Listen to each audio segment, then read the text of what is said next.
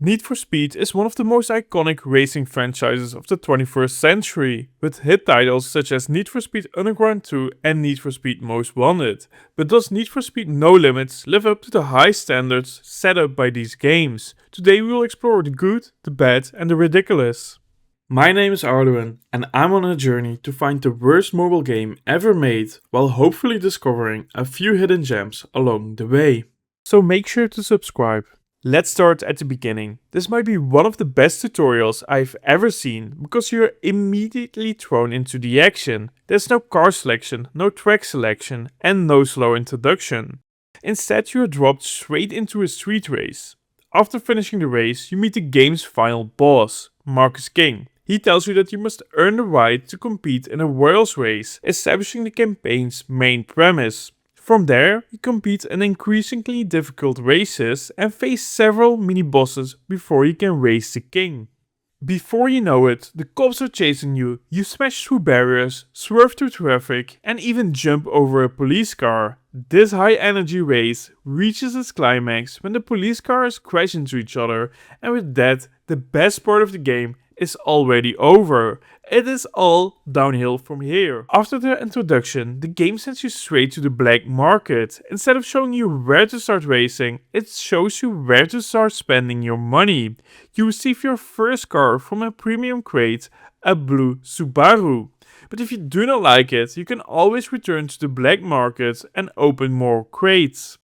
Then it's finally time for your first race. This is where you are introduced to the starting mechanic. You have to keep the RPM meter in the green to receive a speed boost at the beginning of the race. It reminds me of a superior arcade racing game called Mario Kart, where you can also earn a starting boost by pressing the accelerator at the right moment. One thing this game does better than Mario Kart is its realistic graphics. They are stunning. Especially for a mobile racing game, the rain hitting the camera looks amazing, while the reflections of the light on the cars and the track make the game look almost photorealistic. During your second race, you learn the game's final and best mechanic, drifting. And there you have it, every driving mechanic in Need for Speed No Limits. You steer left or right, swipe up to use nitro and swipe down to drift. There's no manual acceleration or braking, which leaves very little room for depth or skill in the racing.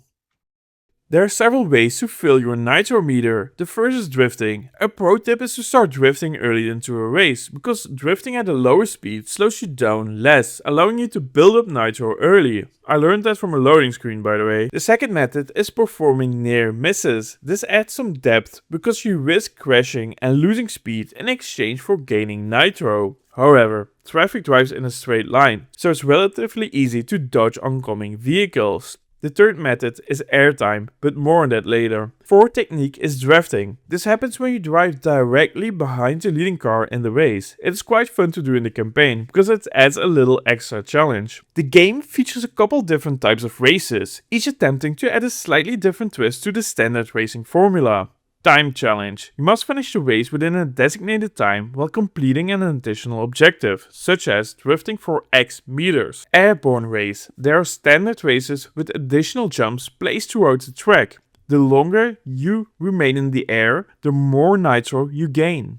Delivery races have one of the most interesting premises. You are given an expensive loan car by some rich person and must deliver it to its destination as quickly and carefully as possible. Every collision results in a time penalty, encouraging you to balance speed with careful driving. This format had the potential to be much more interesting. For example, the game could have required you to finish within a strict time limit while failing the race after even a minor collision. Instead, hitting another car or the environment simply adds a time penalty. As a result, delivery races are essentially time trials in disguise. At least you get to drive an impressive car instead of the Subaru. Nitro Rush is the most challenging race type because it requires more precise driving. It's easy to miss the nitro refill strips while boosting, or maybe I'm just not that talented. The race that differs the most is the one where a police car can zap you and temporarily disable your car. That one is pretty cool. Unfortunately, moments like that are the exception rather than the rule. Although I appreciate that the developers try to introduce different variations of the racing formula,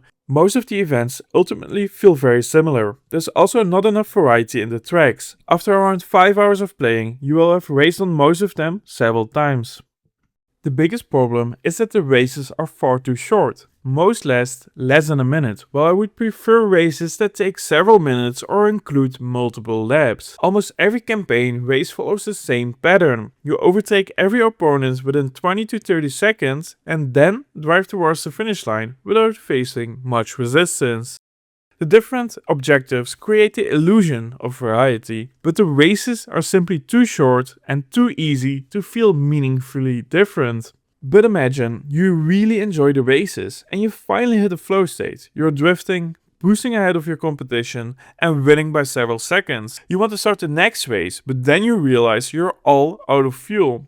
You're immediately pulled out of that flow state. Now you either have to pay for more fuel, which only reminds you of the soaring oil prices in real life, or you can watch ads to refill your tank instead. Now your gameplay flow is completely interrupted. But what is even worse for your gameplay flow is the PR system. For every race, your car needs to meet a certain power rating. During the first few races in a campaign, this is not a problem of course. Even when you hit your first PR blockade, it's still easy to upgrade a few parts of your car and reach the required power rating. But for example, if I want to upgrade my motor here, I only received one part organically by playing the game. For motor upgrade kit 1, I need to win that part through tuner trials on Monday. That means it's time locked and there's no possible way for me to upgrade this part today. That's pretty frustrating. I want to progress now, not wait several days just to upgrade one part. What makes it even worse is that in the tuner trials, the difficulty is listed as extreme. My M3 Coupe is nowhere close to being fast enough, so I'm just stuck in this perpetual loop of my car not being fast enough. Some parts can also be bought from the materials section in the black market. This might be the worst feature I have ever seen in any game. On the first screen you have different tiers: common, uncommon, rare, epic and legendary. In each tier you can buy one of the materials required to upgrade your car. If you want to switch the item in the tier, you either have to watch an ad or pay 5 gold. But you do not actually receive the item, you only switch the item that you're allowed to buy. So I need to spend money or watch an ad just for the opportunity to buy the material I want. And then I still have to spend cash or gold to actually purchase it. It is so annoying to go through this entire process just to upgrade my car. Otherwise I cannot keep racing because my PR is too low. As mentioned earlier, there are two types of currency. First, there's cash, which you can earn by actually playing the game. After each race you win, you receive a lump sum. And there are also bonuses for the same activities that build Nitro. Every race you can double the cash you earned by watching an ad. This is actually a nice option to have. EA gets some money from you watching the ad and you get double the reward from the race. This is a much better system than watching an ad just for the opportunity to buy an item from the black market. Then there's also gold, which is the paid currency, but they have also done something different with it. There is the Rack Up a Gold Mine option, where you can play other mobile games to earn gold in Need for Speed. There are different options, such as Solitaire, Jules Jungle, but also more complicated games like Township and even Raid Shadow Legends. So for scientific reasons, I tried it out. I downloaded Blockslide Color Challenge through the link and played a couple of levels.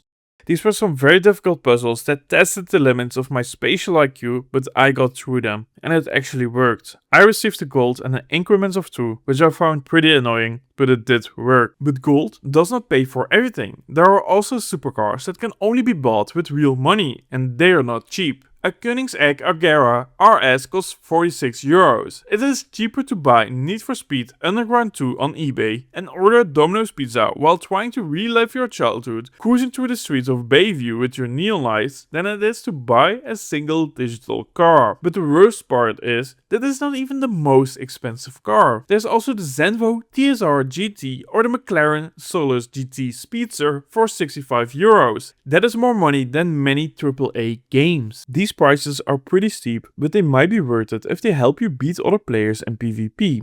After completing Chapter 6, you finally unlock multiplayer races. Unfortunately, they are just as disappointing as the rest of the game. I expected live races against 5 or 6 other players, but that is not what you get. Instead, you race against the ghost of a single opponent. There's no real-time competition, no endorphin rush from beating someone and proving you are the better player, and no opportunity for some friendly trash talk. The other player does not even know you beat them. You start in E tier, and every time you win a race, you earn a tag. If you lose, that tag is taken away. Win 2 races in a row, and you advance to D tier, earning $50,000 in cash as a reward. At first, I thought this was surprisingly generous, but perhaps it is simply there to get you hooked on PvP racing. The biggest problem with PvP is that you cannot see your opponent's PR rating before the race, so you have no idea how fast their car is going to be. You start the race feeling optimistic, but the moment they accelerate, you already know it's a lost cause. I've competed against cars with a PR rating 75 points higher than mine. There's simply no realistic way to beat them, which is incredibly frustrating. This pushes you towards buying gold for better parts or playing other modes to earn enough gold to upgrade your car. In PvP, both cars should have a similar PR rating. If your car is much faster, there's no challenge, and the race is not enjoyable. If your opponent's car is much faster, you have no chance of winning, which is equally frustrating. The most exciting races are the ones where both players are evenly matched and the result could go either way, and a winner is simply the best driver. If you're going to spend money, make sure you do it the right way. Whenever you buy gold, you also receive VIP points. There are 10 VIP tiers in total. Tier 1 only requires 10 VIP points. In return, you receive 5% extra gold with every purchase, and your fuel tank can hold 1 additional unit of fuel. You unlock this tier immediately after spending any amount of money on gold. Tier 10 offers significantly more benefits, including 40% extra gold on purchases, a maximum of 4 special event tickets, 6 trial token resource, 7 race skips per day, an all access pass every 7 days, and most importantly, 12 additional fuel slots. This increases your total fuel capacity to 22. Now let's calculate how much real money you need to spend to reach this tier. Tier 10 requires 150,000 VIP points. The largest gold package costs 120 euros and gives you 7,500 VIP points. This means you need to purchase it 20 times. That comes to a total of 2,400 euros to reach VIP tier 10. And you still do not get unlimited fuel. I respect the hustle. Need for Speed No Limits had the potential to be a great mobile racing game. It has beautiful graphics, a wide variety of cars, and although the driving mechanics are not as deep as I would personally like, I can understand why they would appeal to many players. Unfortunately, even if you genuinely enjoy the racing, your progress is constantly held back by the frustrating PR system. Anyways, my name is Arluin. Until next time.